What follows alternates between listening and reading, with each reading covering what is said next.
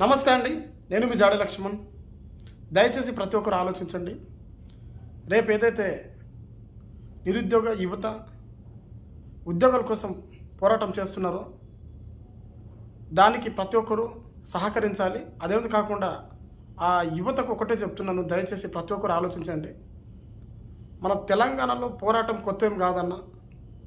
మనం ఏదైతే రేపు పోరాటం చేస్తున్నామో ఉద్యోగాల కోసం చేస్తున్న పోరాటం, దీంట్లో మీరు పోరాటం చెయ్యండి, కానీ పెట్రోల్ పోసుకొని తగిలేయడం కానీ ఆత్మహత్యలు చేసుకోవడం కానీ ఏదో కార్ల ముంగట పడుకొని మీరు కానరాని పని ఒకటి అయిందనుకోండి, చాలా మళ్ళీ తర్వాత మీకేం కాదు కానీ మీ పేరెంట్స్ మాత్రం చాలా బాధపడతారండి. ఇది 100% చెప్తున్నా. దయచేసి ప్రతి ఒక్కరు ఆలోచించండి. మనం గతంలో చూసాము, తెలంగాణ కొరకు శ్రీకాంతాచారి పెట్రోల్ పోసుకొని ఆ చచ్చిపోతే కూడా అసలు కాలుతుంటే పెయి మొత్తం జై తెలంగాణ నినాదం ఇప్పుడు కూడా మరవలేము. ఆ తల్లి రోజుస్తే కంటిన్యూ ఇప్పుడు కూడా ఏడుస్తూనే ఉంది. దయచేసి అలాంటి పిచ్చి పనులు మాత్రం చేయకండి. ధర్నాలు చేయండి, తప్పలేదు. రాస్తారు బంద్, మీరు రోడ్ బంద్ ఏం చేస్తారో చేయండి, కానీ అలాంటి పనులు మాత్రం చేయకండి. మరి అదే కాకుండా పోలీసు వాళ్ళకు కూడా నా చిన్న రిక్వెస్ట్ అండి, మీరు వాళ్ళకి విద్యార్థులకు ఏదైతే పోరాటం చేస్తున్నారో సార్ వాళ్ళకి సహకరించండి. మీరు సహకరించండి. వాళ్ళు ఏదైతే పోరాటం చేస్తున్నారో మాకు ప్రత్యేకించి వాళ్ళు ఏంది, మాకు ఇది కావాలా అది కావాలా కాదు, డిఎస్సి పోస్ట్పోన్ చేయమని చెప్తున్నారు. ఆలోచించండి మీరు. పోస్ట్పోన్ మొన్న రీసెంట్గా టెట్ జరిగిందండి. టెట్ రాసి కనీసం డిఎస్సి రాయడానికి కొంచెం చదవాలి కదా, ప్రిపేర్ అవ్వాలి కదా. మొన్న 28, 29 హాస్టల్ వెల్ఫేర్ ఆఫీసర్ రాశాను. డిఎస్సికి కొంచెం టైం కావాలి, చదువుకోవడానికి కొంచెం టైం కావాలని చెప్తున్నారు. మరి దానికి కనీసం రేవంత్ రెడ్డి గారు కూడా అసలు ఎంత నిజంగా చెప్తున్నారు కదా.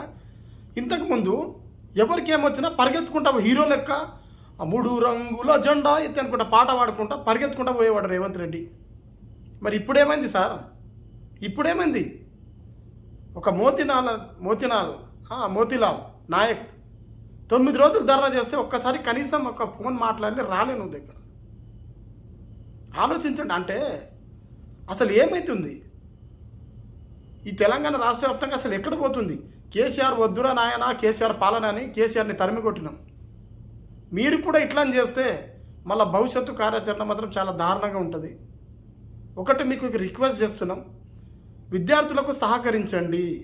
విద్యార్థులకు ఏదైతే డిమాండ్స్ ఉన్నాయో, ఈరోజు కాంగ్రెస్ ప్రభుత్వం గెలిచిందంటే కాంగ్రెస్ ప్రభుత్వం ముఖం చూసి కాదు, కేసీఆర్ని ఓడగొట్టడానికి కాంగ్రెస్ ప్రభుత్వం గెలిచింది. ఇది 100% చెప్తున్నా. ఇంకొకటి మీరు చేస్తున్న పెద్ద తప్పు ఏమంటే, ఏదైతే బీఆర్ఎస్ నుంచి ఎమ్మెల్యేలను మంత్రులను మీరు తీసుకొని మీ దాంట్లో వేస్తున్నారు. వాళ్ళు మొన్నటి వరకు మాకు నరకం చూపించారు. వద్దురా నాయన, వాళ్ళ పరిపాలన వద్దని మేము ఏదైతే వాళ్ళ తరిమి కొట్టామో, మళ్ళీ అదే నాయకుల్ని దొంగల్ని మీ పార్టీలో చేరుకుంటున్నారు. కండువాలు వేసి స్వాగతం పలుకుతున్నారు. మీ పార్టీ బలోపేతం చేస్తున్నారేమో. యువర్ లైఫ్ చేసుకోండి, బట్ భవిష్యత్తులో మాత్రం చాలా దారుణంగా ఉంటుంది. అది మీకు ఎఫెక్ట్ పడకుంటే కనీసం కేసీఆర్ 10 సంవత్సరాలను 9 సంవత్సరాలను ఉన్నారు. కానీ మీరు ఈ 5 సంవత్సరాలు కాదు కదా, 2 సంవత్సరాలు 3 సంవత్సరాలకే క్లాస్ ఫినిష్, మీ పని ఫినిష్ అయిపోతుంది. 100% చెప్తున్నా. రేవంత్ రెడ్డి అన్న, నీకు ఒకటి రిక్వెస్ట్ చెప్తున్నా. ఇదే మన బాసర్లో ఒక అబ్బాయి సూసైడ్ చేసుకుంటే ట్రాక్టర్ మీద ఇట్లా హీరో లెక్క వచ్చినాం. మరి ఇప్పుడు రైతులు మీ పేరు చెప్పి రేవంత్ రెడ్డి అన్న నేను చచ్చిపోతున్నా అని పురుగుల మంది తాగి ఒక రైతు పెడుతుంటే ఏం చేస్తున్నావు అన్న? ఏం చేస్తున్నావు? ఎందుకు సాధించుకున్నాం మనం తెలంగాణ? ఎందుకు కొత్త ప్రభుత్వం తీసుకొచ్చినాం? మరి కేసీఆర్ని ఉంచలేమా? ఆయన ఉద్యమకారుడు పాపం. ఆయన అసలు మీకు రేవంత్ రెడ్డి అన్న, నీకు ఈ తెలంగాణ ఉద్యమానికి సంబంధం లేదు. మీ ఒక్కసారన్నా సపోర్ట్ చేయలే. ఒకటి, అసలు తెలంగాణ ఉద్యమం ఎప్పుడు కనిపించలే. 2, అసలు మీ ప్రతిపక్షం అయిపోయి ఉన్నావు కదా. ఎక్కడున్నావు నువ్వు ఎక్కడున్నావు? అసలు నువ్వు ప్రతిపక్షం వదిలే పాలకుల వైపు ఉన్నావు కదా.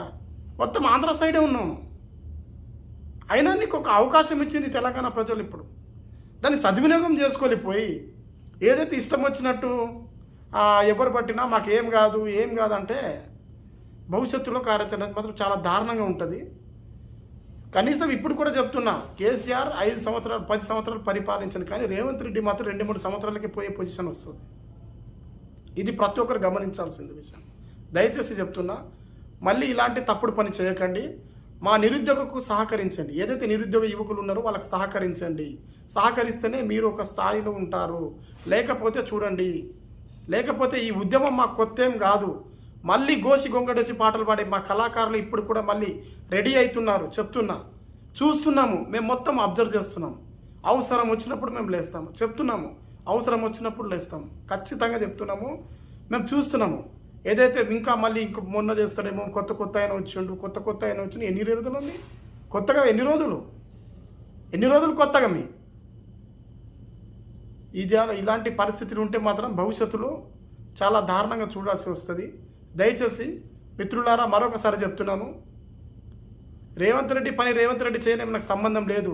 ఆయన మన మాట వింటే ఆయన వెంట మనం నడవడం పెద్ద విషయమేం కాదు. మన మాట ఆయన వినలేదంటే ఆయనను తీసే బాధ్యత మనది, మన ప్రజలది ఉంది. మరొకసారి చెప్తున్నాను, కామన్ దొంగ రాజకీయ దొంగకు తేడా ఏంటంటే, కామన్ దొంగ మీ దొంగలిస్తే మీ జేబులో నుంచి ఒక పర్సు దొంగలిస్తాడు, లేదంటే ఇంట్లో నుంచి డబ్బులు బంగారము నగలు దొంగలిస్తాడు, అంతకంటే ఏం దొంగలేడు. కానీ రాజకీయ దొంగ మాత్రం మీ భవిష్యత్తును దొంగలిస్తాడు. ఇది ప్రతి ఒక్కరు గమనించాలి. రాజకీయ నాయకుడు మీ భవిష్యత్తును దొంగలిస్తాడు. అందుకే రాజకీయ నాయకుడు గెలిచేటప్పుడే ఆలోచించి గెలిపించాలి. మరొకసారి చెప్తున్నా, రాజకీయ నాయకులారా మీకు కూడా ఇది మంచి అవకాశం. మీరు మంచి పని చేస్తే మళ్ళీ అవకాశం ఇస్తుంది ప్రజలు, మళ్ళీ అవకాశం ఇస్తారు. మీకు మంచి పని చేయండి, సంపాదించట్లే. రాజకీయ నాయకులు సంపాదిస్తే తప్పులేదు, అందరు సంపాదిస్తారు. కానీ కొంచెం పేద ప్రజలకు ఆ పథకాలు కావచ్చు, ఏది ఆ పథకాలు పేద ప్రజలకు అందే వల్ల చూడండి. ముందు విద్యార్థుల నుంచి విద్యను చూడండి, వైద్యాన్ని డెవలప్మెంట్ చేయండి. ఖచ్చితంగా ఈ తెలంగాణ ప్రజలు మిమ్మల్ని స్వాగతిస్తారు. రేవంత్ రెడ్డి అన్న మరొకసారి చెప్తున్నాను, ఈ తెలంగాణ ప్రజలు మిమ్మల్ని స్వాగతిస్తారు. మరి మీ కేసీఆర్ లెక్క అడ్డదారి నడిచినాం అనుకో, మళ్ళీ చాలా దారుణంగా పరిస్థితులు ఉంటారు. మేము చూస్తున్నాం, గమనిస్తున్నాము. ఇది ఆరంభం మాత్రమే, అంతం కాదు. మరొకసారి చెప్తున్నాం, సురువైంది తెలంగాణలో మరో లొల్లి అనుకుంటా. ఆ ప్రభుత్వం వెంట పడి లాస్ట్ చివరికి ఆ ఎమ్మెల్యేలు ఎంపీలు మొత్తం ఆ కేసీఆర్ కేటీఆర్ తప్ప ఆ పార్టీలో ఎవరి ప్రసక్తే లేదు. అంత దారుణం దిగజారిపోయింది. ప్రతి ఒక్కరు గమనించండి. మళ్ళీ ఇదే పోరాటం మీ పైన చేస్తే, ఇదే పోరాటం మీ పార్టీ పైన చేస్తే దుబ్బ లేకుండా పోతారు, తరిమిపోతారు. మరొకసారి చెప్తున్నా, అసలు మీరు ఎక్కడ ఉండాలనో అక్కడనే ఉండండి. ప్రజలకు సేవ చేయడానికి వచ్చిండు, ప్రజలకు సేవ చేయండి. మీరు ఏదో ఎవరో ప్రశ్నించే వాళ్ళు ఎవరు లేరు, కళాకారులు సైలెంట్ అయినరు, అది కాదు. కళాకారులు చూస్తున్నారు, అబ్జర్వ్ చేస్తున్నారు. అవకాశం వచ్చినప్పుడు ఖచ్చితంగా మేము తరిమే రోజులు వస్తాయి. తప్పు పని చేస్తే, మంచి పని చేస్తే మేము స్వాగతిస్తాం. కళాకారులకు ఇప్పటివరకు కూడా ఎవరు గుర్తింపు లేరు. చాలామంది ఇప్పుడు కళాకారులు ఇంటికి అంకితం అయిపోయినారు. కానీ కనీసం మాలాంటి చదువుకున్న వాళ్ళు, కనీసం ఒక ఉద్యోగానికి అర్హతులైన వాళ్ళు అప్పటి వరకు మొన్నటి వరకు నోటిఫికేషన్ లేదు కేసీఆర్. అందుకే కేసీఆర్ని తరిమేసినాం. కనీసం మీరైనా నోటిఫికేషన్ వేసుకుంటా, చదువు కనీసం స్పాట్లో వేస్తే మేము ఎలా చదువుకోవాలి? ఇది వాళ్ళు ఏం లక్షల కోట్లు అడగట్లేదు, మిమ్మల్ని పోస్ట్ పోన్ చేయమని చెప్తున్నారు. ఇది కూడా వినలేదనుకో, ఇక మళ్ళీ కథ దారుణంగా ఉంటుంది. ఓకే అండి, మరొకసారి చెప్తున్నాను, ఈ దీక్షల్లో పాల్గొనే ప్రతి ఒక్కరికి పేరున ధన్యవాదాలు అన్న. మరి మరొకసారి మీకు చెప్తున్నాను, ఆత్మహత్యలు కానీ పెట్రోల్ పోసుకోవడం కానీ మీరు ఏది చేయకండి. చేసేటప్పుడు ఒక్కసారి మీరు గమనించండి, పేరెంట్స్ని ఆలోచించండి, పేరెంట్స్ని గమనించండి, మీ తల్లిదండ్రులను చూడండి ఒకసారి, వాళ్ళ ముఖాలు చూసి వెళ్ళండి ధర్నాలకు. పేరెంట్స్ ఉన్నారు మీ వెనక, మీరు కాదు, మీ వెనక మీ కుటుంబం ఉంది. దయచేసి మరొకసారి చెప్తా, 2 చేతులు జోడించి చెప్తున్నాను.